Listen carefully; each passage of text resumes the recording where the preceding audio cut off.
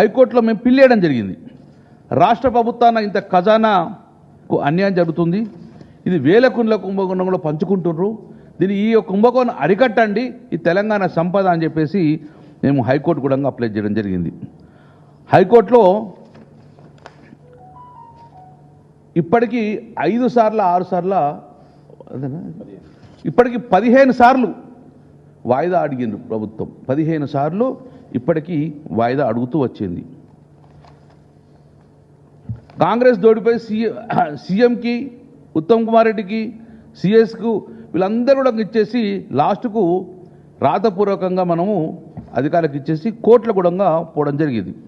ఇంతవరకు వాళ్ళు హైకోర్టులో వాళ్ళు ఏమని ఇచ్చిందంటే ఇప్పటికి 16 నెలలు గడిచిన బిడ్డర్స్ మీద చెల్లుకొని 5 సార్లు ఎక్స్టెన్షన్ ఇచ్చిండ్రు. దాని తర్వాత వాళ్ళు కోర్టుకు పోతే మాకు టైం ఇవ్వాలని చెప్పి 15 సార్లు ఎక్స్టెన్షన్ అడిగిండ్రు. ఎందుకోసం మీరు 15 సార్లు ఎక్స్టెన్షన్ తీసుకున్నారు? ఆ బిల్లుకి ఎందుకు రిప్లై ఇస్తలేరు అంటే ప్రభుత్వం దగ్గర సమాధానం చెప్పే అవకాశం లేదు కాబట్టి వాళ్ళు ఇలానే ఎక్స్టెన్షన్ చేసుకుంటూ పోతున్నారు.